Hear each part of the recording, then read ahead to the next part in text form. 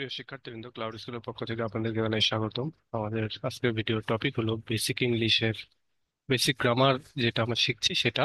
এবং সেটা আমরা এর আগে পার্টস অফ স্পিচ সম্পর্কে পড়েছি। তো পার্টস অফ স্পিচের প্রথম যে মানে ভাগটা থাকে সেটা হচ্ছে নাউন। তো আমরা আজকে নাউন সম্পর্কে একটু জানবো, এবং এরপরে বাকিগুলো যেমন প্রোনাউন, ভার্ব, অ্যাডভার্ব এগুলো আমরা ধীরে ধীরে জানবো। তো আজকে চলেন আমরা নাউন সম্পর্কে জানি। আমরা এর আগে পার্টস অফ স্পিচ পড়তে গিয়ে আমরা জেনেছি যে যে কোনো কিছুর নামকেই নাউন বলে। যে কোনো কিছুর নামকেই নাউন বলে। যেমন রহিম একটা ব্যক্তির নাম, ঢাকা একটা জায়গার নাম, হ্যাপিনেস হ্যাপিনেস হচ্ছে একটা অ্যাবস্ট্রাক্ট নাউন, মানে আপনার একটা সুখ বা অনুভূতি বা মুড, সেটার নাম। অনেস্টি, এটা হচ্ছে একটা অ্যাবস্ট্রাক্ট নাউন। তারপরে এটা এটা আপনার একটা গুণের নাম। অ্যাপল একটা ফলের নাম, অরেঞ্জ ফল। কাউ কাউ হচ্ছে একটা প্রাণীর জাতের নাম। গোট, চেয়ার, ওয়াটার এগুলো সব নাম। তো এগুলো হচ্ছে সবই নাউন। এখন এই নাউনটা আবার কয়েক ভাগে বিভক্ত। তো এই কয়েক ভাগে বিভক্ত কিভাবে কিভাবে আমরা সেটা একটু দেখি। তো দেখেন, প্রথমেই যে ভাগে বিভক্ত সেটা হচ্ছে কাউন্টেবল নাউন এবং আনকাউন্টেবল নাউন। একটু মাথায় রাখেন যে এই এই সবগুলো কিন্তু নাউন, বাট এগুলোর ভিতরে একটা পার্থক্য আছে।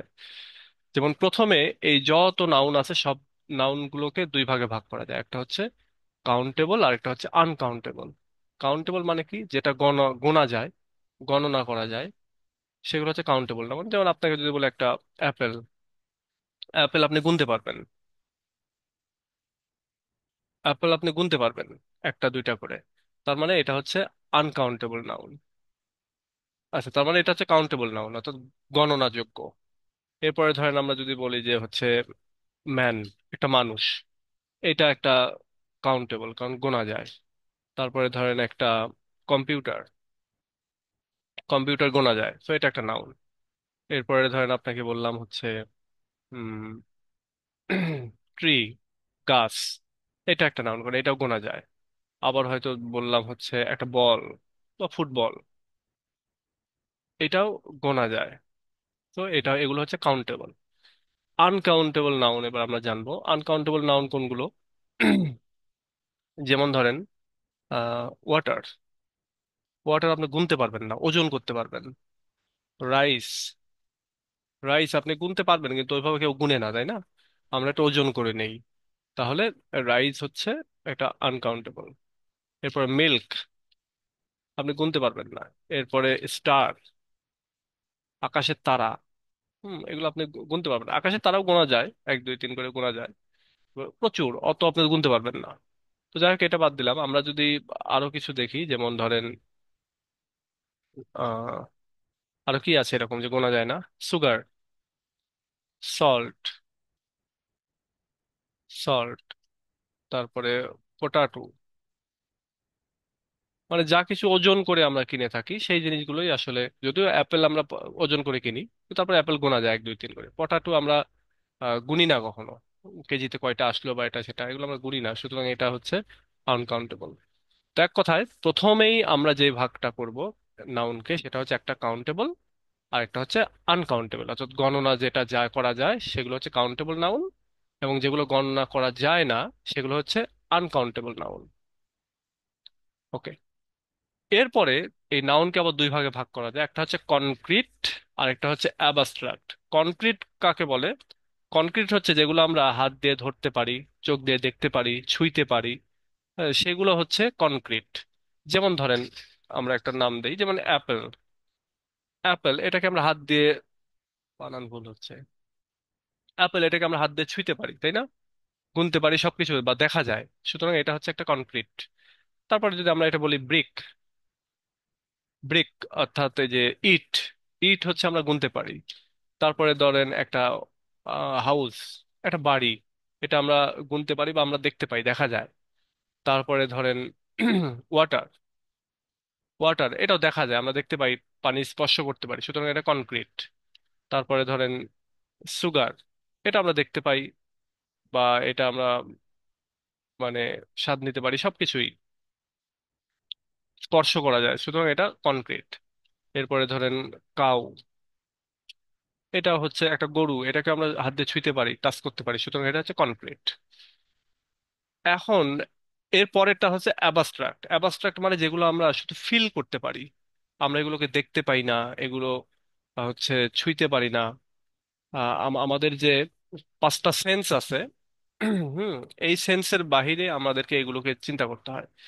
যেমন আমরা এটাকে, যেমন আমরা আমরা যদি এক নম্বরেই বলি, সেটা হচ্ছে আল্লাহ। আল্লাহকে আমরা শুধু ফিল করতে পারি, আল্লাহকে আমরা দেখতে পাই না, ছুঁইতে পারি না। আল্লাহর কোনো কিছুই আমরা পাই না, আমরা জাস্ট শুধু আমাদের অন্তর দিয়ে ফিল করি, সুতরাং এটা হচ্ছে একটা অ্যাবস্ট্রাক্ট নাউন। তারপরে ধরেন অন্যান্য ক্রিশ্চিয়ানিটিতে আমরা যদি বলি গড, গডও তাই। আচ্ছা, এরপরে রয়েছে ধরেন স্মেল। আচ্ছা, স্মেলটা বাদ দিলাম, আমি ধরেন বললাম অনেস্টি, সততা। এটাকে দেখা যায়, ধরা যায়, ছোঁয়া যায়? কিছুই করা যায় না, জাস্ট ফিল করা যায়, so honesty. Happiness, happiness, beauty, সৌন্দর্য। হুম। তো এই এই জিনিসগুলো হচ্ছে সবই আপনার এই অ্যাবস্ট্রাক্ট। এরপর আরো কি আছে? এরপরে আছে ধরেন হচ্ছে আপনার আহ, আমরা যে টেস্টের কথা বলি, সুইট। সুইটের স্বাদ নেওয়া যায়, তাই না? যাই হোক, এরপরে আমরা আরো কিছু আইডিয়া পেতে পারি, যেমন ধরেন লাভ, ভালোবাসা। এটাকে আমাদের আমাদের আমাদের শুধু ফিল করি। ধরেন ফ্রিডম, স্বাধীনতা, এটা শুধু ফিল করা যায়। সো এগুলো হচ্ছে আমাদের সব অ্যাবস্ট্রাক্ট। দেখেন, প্রথমেই নাউনকে ভাগ করা হলো দুই ভাগে। একটাকে বলা হচ্ছে কাউন্টেবল, আর একটা হচ্ছে আনকাউন্টেবল। যেটা গণনা করা যায় সেগুলো কাউন্টেবল, আর যেগুলো গণনা করা যায় না সেগুলো আনকাউন্টেবল। পরে আসলো হচ্ছে আবার দুই ভাগে ভাগ, সেটা হচ্ছে কনক্রিট, যেগুলো আমরা ছুঁইতে পারি, দেখতে পারি, হাত দিয়ে ধরতে পারি, সেগুলো হচ্ছে কনক্রিট। আর যেগুলো শুধুমাত্র আমাদেরকে ফিল করতে হয়, সেগুলো হচ্ছে অ্যাবস্ট্রাক্ট। এরপরে নাউন আরো এখানে পাঁচ ভাগে বিভক্ত আছে। তো এগুলো কি? এগুলো আমাদেরকে জানতে হবে, আর আমরা যদি বেসিক গ্রামারটা খুব ভালো করে শিখতে চাই, তাহলে আমাদেরকে এগুলো জানতে হবে। এবং এই ক্যাটাগরির ভেতরে যা কিছু শব্দ আমরা পাবো সেগুলো সবই নাউন। যেমন ধরেন এখানে আমরা পেলাম হচ্ছে ধরেন প্রপার নাউন। প্রপার নাউনের ক্ষেত্রে এটা হচ্ছে স্পেসিফিক কোনো ব্যক্তি, বস্তু, জায়গা, এগুলোর নামকে বলা হয়, মানে প্রপার, একবারে সঠিকভাবে স্পেসিফিক্যালি এটা উল্লেখ করা হয়। যেমন ধরেন আহ আমরা যদি বলি, যেমন আমার নাম আল মামুন। আল মামুন, এটা একটা প্রপার নাউন, কারণ স্পেসিফিক্যালি আমাকেই বোঝাচ্ছে আল মামুন দ্বারা, বা যার নাম মামুন তাকেই বোঝাচ্ছে। এরপরে ধরেন লন্ডন। লন্ডন একটা জায়গার নাম, এর স্পেসিফিক্যালি ওই লন্ডন জায়গাটাকেই বোঝানো হচ্ছে। তারপরে ধরেন ঢাকা, একটা জায়গার কথা বলা হচ্ছে। তারপরে ধরেন স্পেসিফিকলি আপনি হয়তো বলতেছেন আম, একটা টেবিল, টেবিল। আচ্ছা, টেবিল আরো ম্যাটেরিয়াল নাউনের মধ্যে পড়বে, তো টেবিলটা আমি বাদ দেই। ধরেন অন্য একজন ব্যক্তির নাম, এটা হচ্ছে প্রপার নাউন। তারপরে ধরেন আপনি আসলেন হচ্ছে আর্থ, পৃথিবী।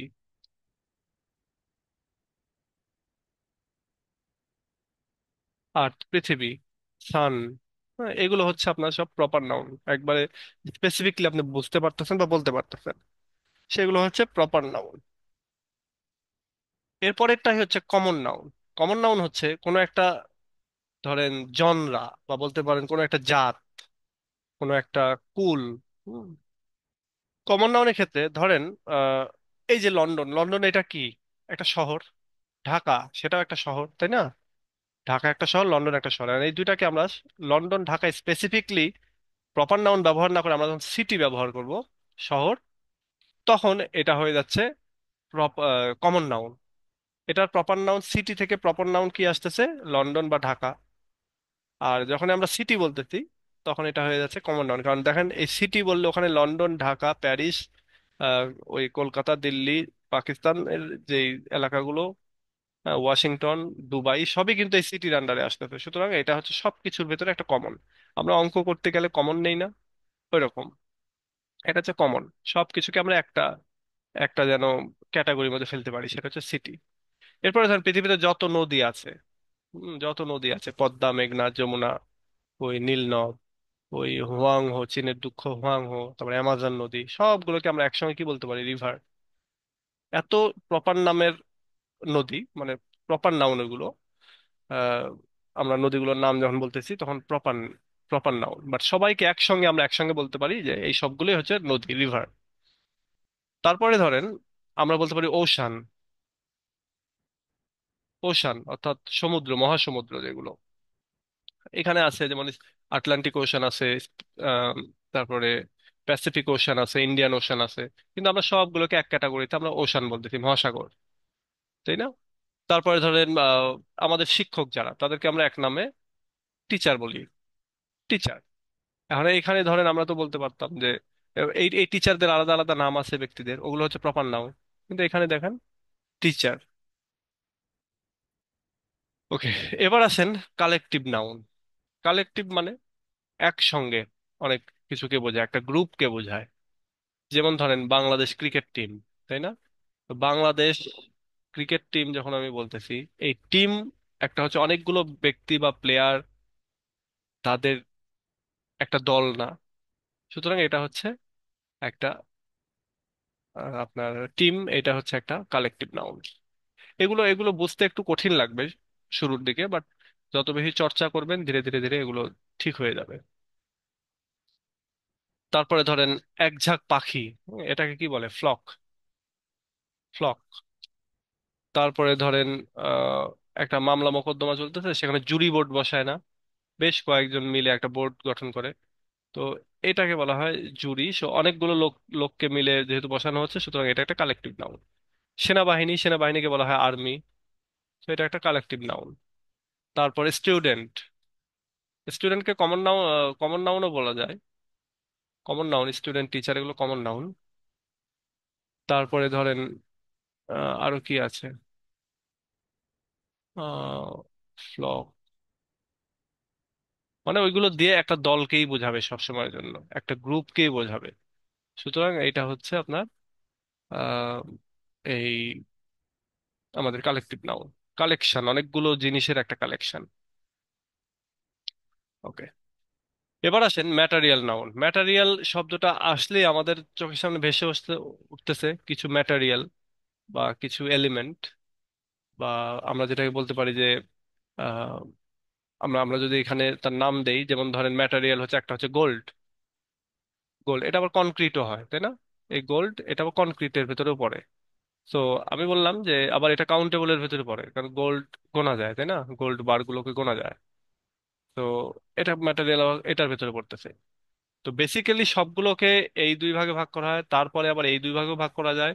আবার এই কয়েকটার ভেতরে জিনিসগুলোকে আবার আরো যদি ন্যারো করতে চাই, তাহলে তখন এইভাবে ভাগ করা যায়। তাহলে ম্যাটেরিয়াল নাউন হচ্ছে একটা গোল্ড, একটা ম্যাটেরিয়াল, আয়রন, সিলভার, ব্রোঞ্জ, তারপরে ব্রোঞ্জ বানান কি ভুলে গেছি, আচ্ছা সিলভার, তারপরে উম, আর কি আছে? তো এই তো এই এই জিনিসগুলোই হচ্ছে আমাদের, আমরা যদি ডায়মন্ডকে বলি, ডায়মন্ড, কোল বা কয়লা, এগুলো সবই হচ্ছে কয়লা বা গ্রাফাইট যেটা, এগুলো হচ্ছে আপনার ম্যাটেরিয়াল নাউন।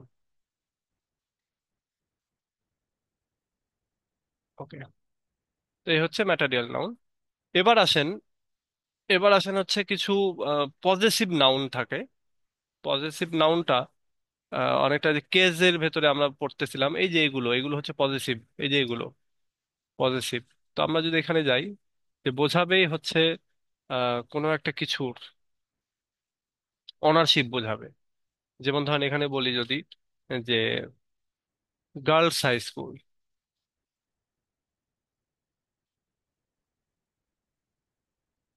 গার্লস স্কুল, এটা একটা হচ্ছে প্রপার নাউন, এই দুইটা মিলে তার ইয়া পজেসিভ নাউন। এটা মানে গার্লদের হাই স্কুল, বয়েজ স্কুল এরকম হয়। তারপরে ধরেন আহ গরুর দড়ি, তো কাউস, কাউস রোপ। তারপরে মানে গরুর দড়ি, এখানে তো বলেই দিচ্ছি। তারপরে ধরেন আহ আরো কি আছে এরকম? ধরেন man's, M A N, man's quality. মানুষের গুণাবলী এরকম ভাবে যখন আসবে, যেমন একটু খেয়াল করেন প্রত্যেকটাতে অ্যাপোস্ট্রোফি এস দিয়ে আছে, এবং তারপরে আলাদা করে একটা নাউন আছে দেখেন।